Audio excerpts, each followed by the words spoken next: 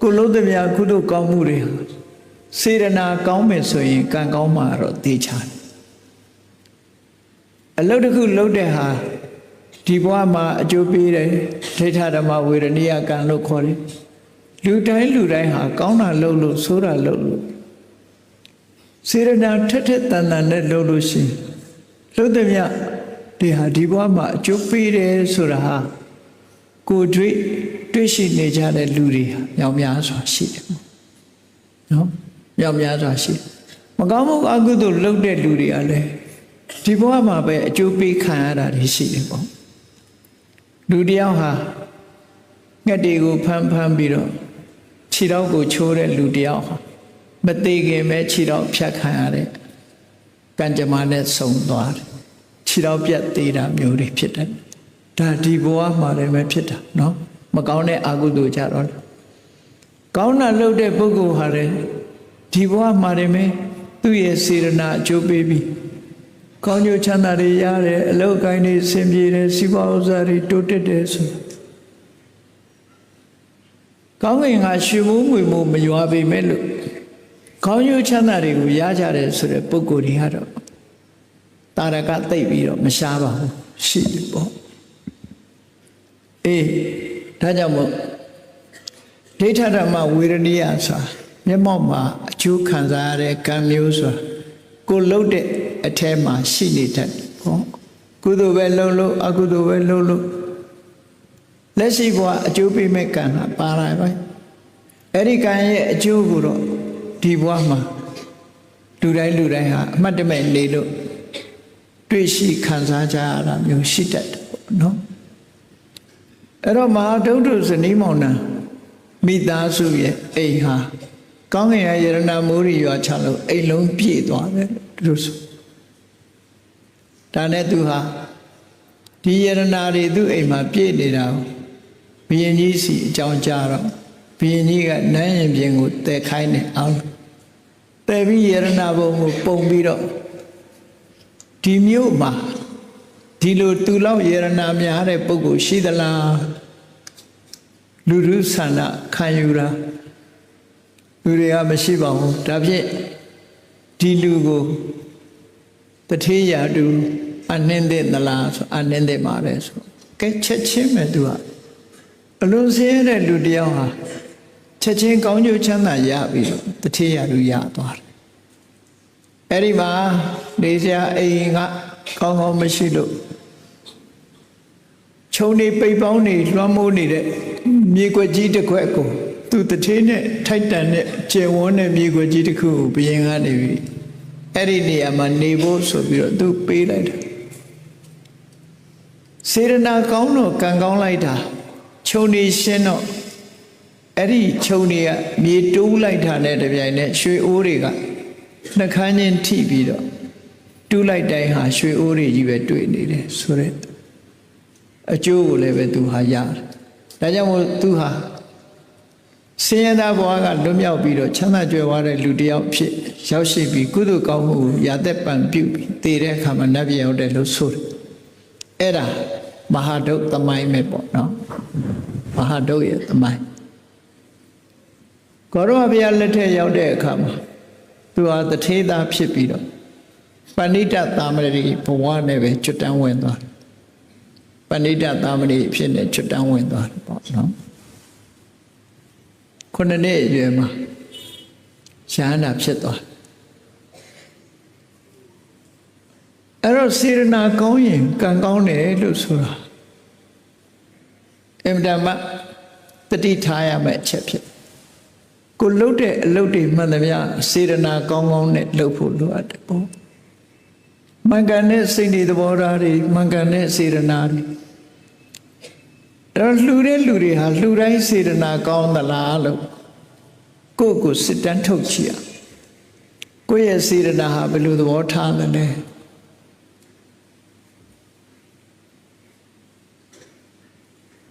ကိုယ်ကကုသိုလ်ကောင်းမှုမလုပ်လို့ရှိရင်သူများအပြစ်တင်မှကြောက်လို့လုပ်တဲ့လူမျိုးလည်းရှိတယ်ဟောလုံနိုင်ရဲ့အတန်းနဲ့မလုပ်ဘူးဆိုရင်သူများပြစ်တင်မှကြောက်လို့လုပ်တဲ့လူလည်းရှိနာမည်ပေါ်ခြင်းလို့လုပ်တဲ့လူလည်းရှိတယ် အဲ့ဒါမျိုးကြတော့စေတနာကောင်းလို့ပြောလို့မရဘူးเนาะလူမှာ intention လို့ခေါ်တဲ့ရည်ရွယ်ချက်ကမျိုးမျိုးရှိတဲ့တဲ့ပေါ့အဲ့ဒီရည်ရွယ်ချက်ကောင်းမှုအမှန်တမ်းအရေးကြီးတယ်ကုသိုလ်ကောင်းမှုလုပ်ရင်ရည်ရွယ်ချက်ကောင်းရအောင်ကောင်းတဲ့ရည်ရွယ်ချက်သည်စေတနာကောင်းစေတနာကောင်းရင်ကံကောင်းမယ်ကံကောင်းလို့ရှိရင်အကျိုးပေးကောင်းတယ်လို့ဆိုတာဒါကတော့အမှန်တမ်းအရေးကြီးတဲ့အချက်တစ်ခုဘုရားဝတ္တဝင်သူတော်စင်နေအနေနဲ့နှစ်စဉ်နဲ့အမျှမဟာဒုသမိုင်းကြောင်းကိုပြန်လည်တတိယသောအဖြစ်မဟာဒုမြတ်သပိတ်စရေတံမဲဖောက်ပြီးတော့ကံကောင်းတဲ့ပုဂ္ဂိုလ်တွေဟာမြတ်စွာဘုရားရှုပ်ပွားတော်တန်ဃာတော်တွေကိုဆွန့်ကပ်ခွင့်ရတယ်အဲ့တော့ဘုရားကိုပူဇော်ခွင့်ရတယ်လို့ဆိုတာဟာမြတ်သပိတ်ပေါက်လို့မြတ်စွာဘုရားကိုရှုပ်ပွားတော်မှာဆွန့်ကပ်ခွင့်ရပြီဆိုလို့ရှိရင်အဲ့ဒီပုဂ္ဂိုလ်ဟာအလွန်ကံကောင်းတယ်လို့ပဲပြောအောင်မြတ်စွာဘုရားဟောထားတဲ့တရားတွေရှိတယ်တကယ်တတ်တော်တင်ရှားဘုရားကိုရည်စူးပြီးတော့နော်စိတ်ကိုဓာတ်နုထားနိုင်မယ်ဆိုရင်အကျိုးတူတယ်လို့တော်မြတ်စွာဘုရားဟောထား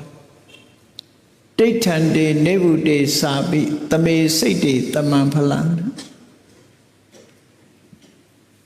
တတ်တော်တင်ရှားမြတ်စွာဘုရားပြိဋိဘံဆံသွားတဲ့မြတ်စွာဘုရားဆိုတော့ကိုကဘုရားပြိဋိဘံဆံမလူဖြစ်တယ်ဆိုပြိဋိဘံဆံသွားတဲ့မြတ်စွာဘုရားဘုရားတတ်တော်ထင်ရှားရှိတော့ကတွေးလိုက်ရတဲ့ပုဂ္ဂိုလ်တွေကဘုရားတတ်တော်ရှိတဲ့အချိန်မှာဘုရားကိုတိုက်ရိုက်လှူပါအဲ့ဒီမှာတတ်တော်ထင်ရှားမြတ်စွာဘုရားကိုလှူရတာရဲ့မြတ်စွာဘုရားကိုရည်စူးပြီးတော့ပြိဋိဘံဆံသွားပြီးတော့မှလှူရတာရဲ့အဲ့ဒီလှူရတဲ့မဲ့အချက်နှစ်ခုမှာစိတ်ဓာတ်ကိုတူနိုင်အောင်တူအောင်ပြင်ထားမယ်ဆိုလို့ရှိရင်အကျိုးပေးတူတယ်လို့ဆိုတယ်အဲ့တော့ကိုယ်ပေါ်မှာပဲစိတ်နေသဘောထားကိုပဲပြင်ရမှာဖြစ်တယ်အဲ့တော့များသောမဲပေါက်တဲ့ပုဂ္ဂိုလ်ဟာမိမိကိုယ်စိတ်ထဲမှာခံစားကြည့်တစ်ချိန်တုန်းကကသဗ္ဗဗုဒ္ဓရဲ့လက်ထက်မှာကသဗ္ဗမြတ်စွာဘုရားကတပိတ်ပေးလိုက်လို့ရသွားတဲ့မဟာတုတ်ကြီးကံကောင်းလိုက်တာဘုရားကိုဆွန့်ကပ်ခွင့်ရသွားတယ်ငါလည်းပဲသူ့နီးတူပဲမြတ်စွာဘုရားကိုရည်စူးပြီးတော့ဆွန့်ကပ်ခွင့်ရတယ်လို့ကံကောင်းလို့ဆွန့်ကပ်ခွင့်ရတယ်လို့ဆိုပြီးတော့စိတ်အားတွေတက်ကြွပြီးတော့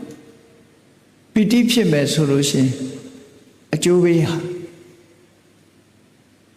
တူညီတဲ့အကျိုးကိုရရှိမှာဖြစ်တယ်နော်တူညီတဲ့အကျိုးမျိုးတူညီတဲ့အကျိုးဆိုတော့နော်တူညီအောင်ထားရမယ်ဆိုတော့တူနိုင်သလားလို့ဆိုတဲ့အခါမှာတူဝဲရတော့မလွယ်ဘူးပေါ့တူဝဲရမလွယ်တူဝဲရမလွယ်သည့်အတွက်ကြောင့်စေရနာမိုးလဲရွာချင်မှရွာမှာပေါ့အဲ့လောက်ကြည့်နော်သို့တော့ကုသိုလ်ကံတွေစိတ်ထဲမှာကြည်နူးမှုဝမ်းသာမှုတွေကိုယ်တဏ္ဍာမှာတူနိုင်တယ်များတူအောင်ကြိုးစားမယ်ဆိုလို့ရှိရင်နော်ဒီကုသိုလ်ကံရဲ့အကျိုးတရားဟာအလဟတဖြစ်မသွားပဲနဲ့ကိုယ်တဏ္ဍာမှာကောင်းကျိုးချမ်းသာတွေကိုပေးပါဖြစ်တယ်ပေါ့မြတ်စွာဘုရားကိုယ်တိုင်ကဟောထားတာရှိတယ်ပူဇာရဟေပူဇေယတော်ဗုဒ္ဓေဝါယတိဝတဝကေပပင်စသမတိကံတိတိဏတောကပရိတုဘုရားတို့ယဟန္တာတို့ပစ္စိကဗုဒ္ဓတို့ဆိုတဲ့ပုဂ္ဂိုလ်တွေဟာတကယ်ကိုပူဇော်တိုက်တဲ့ပုဂ္ဂိုလ်တွေအဲ့တော့ပူဇော်တိုက်တဲ့ပုဂ္ဂိုလ်တွေကိုတိုက်ရိုက်ပူဇော်ရတာပဲဖြစ်စေရည်စူးပြီးတော့ပူဇော်ရတာပဲဖြစ်စေတဲ့နော်တပိသာဝကဖြစ်တဲ့ယဟန္တာတွေကိုပူဇော်ရတာပဲဖြစ်စေတဲ့အဲ့ဒီပုဂ္ဂိုလ်တွေဟာဒီလိုပူဇော်လိုက်တဲ့အရေးချင်းရှိတဲ့ပုဂ္ဂိုလ်တွေကိုပူဇော်တဲ့ကုသိုလ်ကောင်းမှုရဲ့ အတိုင်းအတာတစ်ခုရေတွက်လို့မရပါဘူးလို့မြတ်စွာဘုရားဒီလိုခေါ်တယ်။ဘာကြောင့်လို့ဆိုဘာကြောင့်ပူဇော်တိုက်တာတော့ဆိုလို့ရှိရင်နေဖုတိအကုတောဘိယေဘာကြောင့်ပူဇော်တိုက်တုံးဆိုတိဏသောကပရိဒဝေပပိစသမတိတ်ကံတိတိဏသောကပရိဒအဲ့ဒီပုဂ္ဂိုလ်မျိုးတွေမှာငါဆိုတဲ့အတွေ့ငါဟာဆိုတဲ့အတွေ့ငါရဲ့အတ္တဆိုတဲ့မှားရွံ့တဲ့အမြင်ပပိစတရားတွေကင်းစင်ကြတယ်တဲ့ပပိစဆိုတာတဏှာကိုချက်ထွင်တတ်တဲ့တဏှာမာနဒိဋ္ဌိကိုရထားတဲ့ခန္ဓာကိုယ်အပေါ်မှာငါဟာလို့တွေးတာတဏှာရဲ့အတွေးငါလို့တွေးတာဒိဋ္ဌိရဲ့အတွေးနတ္တလက္ခဏာသုတ်အရာဆိုရင်ငါဖြစ်တယ်လို့ဆိုတာမာနရဲ့အတွေးငါရဲ့အတ္တလို့ဆိုလို့ရှိရင်တော့ဒိဋ္ဌိရဲ့အတွေးလို့ခေါ်တယ်တဏမာနဒိဋ္ဌိအတွေးတွေနဲ့တွေးနေတဲ့ပုဂ္ဂိုလ်ရဲ့စိတ်ဓာတ်မစင်ကြယ်ဘူးပေါ့အဲ့ဒီမစင်ကြယ်တဲ့ပုဂ္ဂိုလ်တွေကိုလူရတန်းရတာတဲ့အဲ့ဒီလိုမှားယွင်းတဲ့ပပိစအတွေးတွေကိုကြော်လွှားသွားတဲ့ဖရာတို့ပိစိကဗုဒ္ဓတို့ယဟန္တာပုဂ္ဂိုလ်တွေကိုရှီးစုပြီးလှူလိုက်ရမယ်ဆိုလို့ရှိရင်ကြီးမားလာတော့အကျိုးတရားကိုရတယ်တိဏသောကပရိဒဝေအဲ့ဒီအတွေးတွေမရှိသည့်အတွက်ကြောင့်သောကဆိုတာစိုးရိမ်မှုဆိုတာသူတို့မှမရှိဘူးပရိဒေဝဒီအတွက်ငိုရရတာဆိုတာမရှိဘူး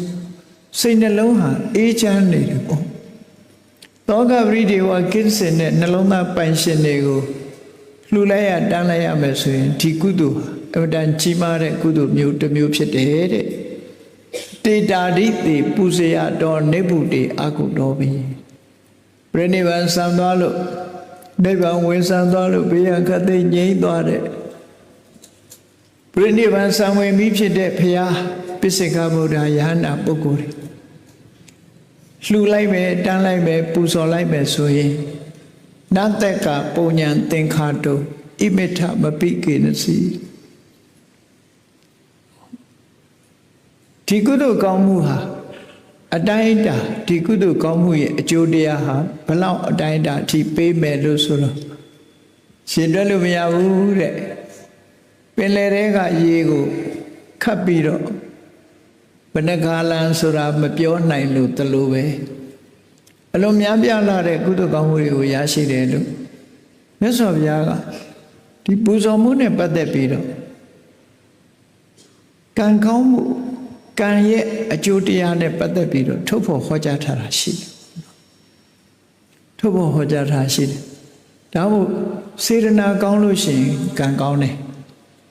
ကံကောင်းလို့ရှိရင်အကျိုးပေးကောင်းမယ်လို့ဒီဘဝတည်းမဟုတ်ဘူးဖြစ်လျက်ဘဝတွေမှာလည်းပဲအကျိုးပေးတွေကောင်းမယ်ကုသိုလ်ကောင်းမှုဆိုတာတစ်ခါလုံးလိုက်တာကနေပြီးတော့လူတယောက်ဟာတက်မှတ်သွားပြီးနောက်ဆုံးနိဗ္ဗာန်ရသည့်ထိအောင်အကျိုးတရားဆိုတာဖြစ်ပေါ်လာရှေးတုန်းကဆိုလို့ရှိရင်ပုဂ္ဂိုလ်တယောက်ဘုရားတဆူနဲ့ကြုံတဲ့အခါမှာပန်းကလေးတစ်ပွင့်လှူပြီးတော့ခြေနှက်ဆရာကောင်းတဲ့ပီတိတွေနဲ့မိမိလှူလိုက်တဲ့ပန်းလေးတစ်ပွင့်အပေါ်မှာဒီကုသိုလ်ကောင်းမှုလေးအပေါ်မှာအလုံးကိုပီတိဖြစ်ပြီးတော့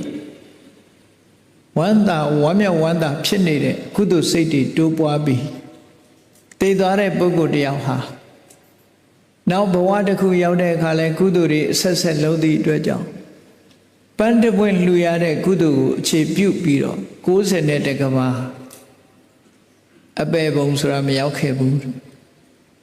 တိရစ္ဆာန်ဘဝမရောက်ခဲ့ဘူးဒိဋ္ဌာဘဝမရောက်ခဲ့ဘူးငရဲဆိုတာမရောက်ခဲ့ဘူးလူပြေရောက်လိုက်နတ်ပြေရောက်လိုက်လူပြေရောက်လိုက်နတ်ပြေရောက်လိုက်နဲ့ဒီကုသိုလ်ကံကနေပြီးတော့စောင့်ရှောက်သွားဘယ်သူမှစောင့်ရှောက်တာမဟုတ်ဘူးကုသိုလ်ကံကစောင့်ရှောက်တာအဲ့တော့ကုသိုလ်ကံကိုဓမ္မလို့ခေါ်တာဓမ္မဆိုတာသူ့ကိုကျင့်သုံးတဲ့ပုဂ္ဂိုလ်ကို အတ္တနံဓာရင်တေစတုတုအပါယေတုအပ္ပဒမာနေကတ္တဝါဓာရေတိတိဓမ္မော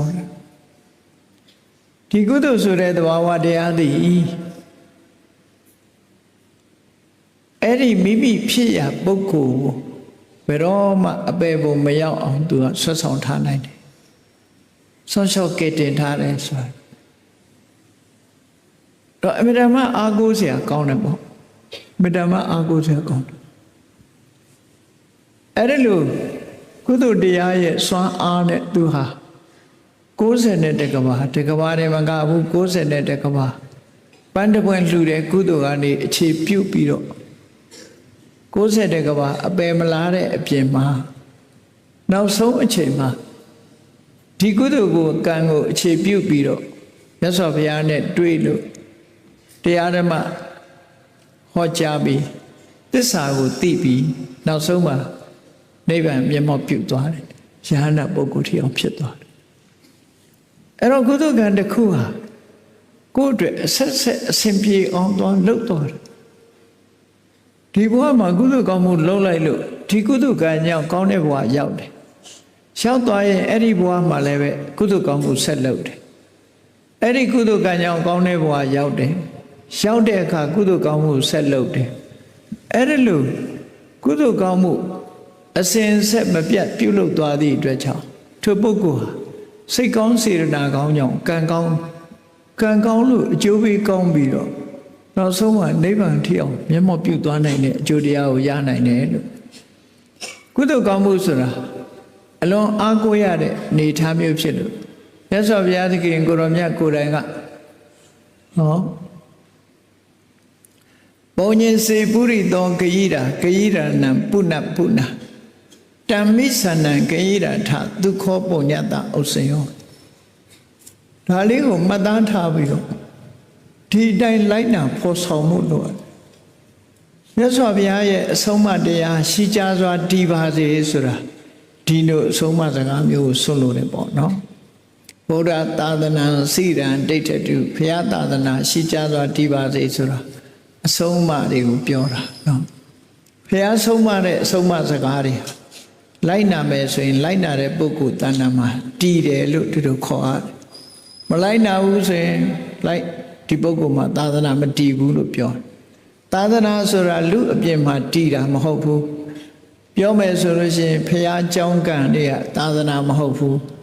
သာသနာဆိုဒီမှာမြတ်စွာဘုရားရဲ့အဆုံးအမစကားတော်ဒီသာသနာ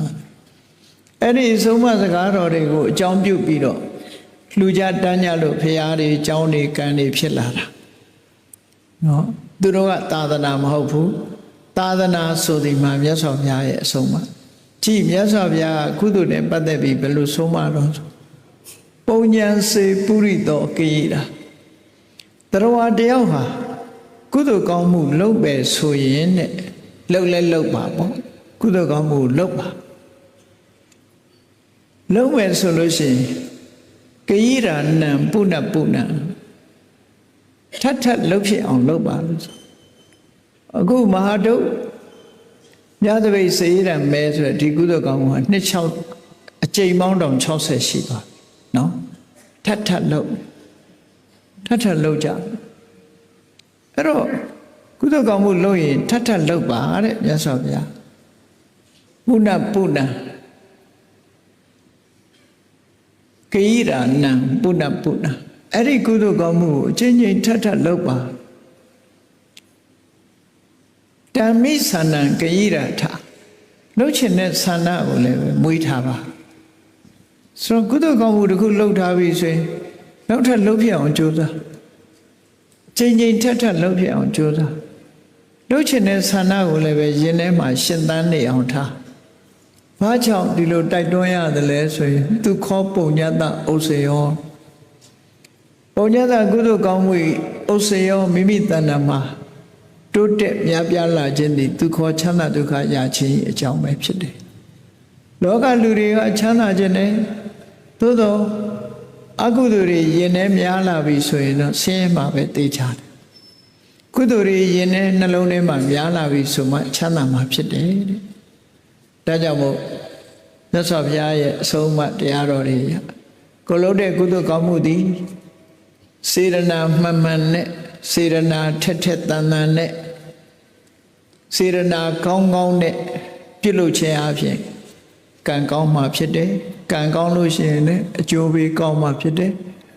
အကျိုးပေးကောင်းမှုကံကောင်းမှုအကျိုးပေးကောင်းအောင်ကံကောင်းမှုလိုတယ်ကံကောင်းမှုအတွက်စေရနာကောင်းမှုလိုတယ်ဆိုတာလေးခွင်းဆက်အနေနဲ့မှတ်သားပြီးမြတ်ဗုဒ္ဓရဲ့အဆုံးအမကိုယင်ထဲမှာမှတ်သားလို့ကုသိုလ်ကောင်းမှုကိုစင်ဆက်မပြတ်မိမိတို့တဏ္ဍာမှာဖြစ်ပွားအောင်ကြိုးစားအားထုတ်နိုင်ကြပါစေကုန်သတည်း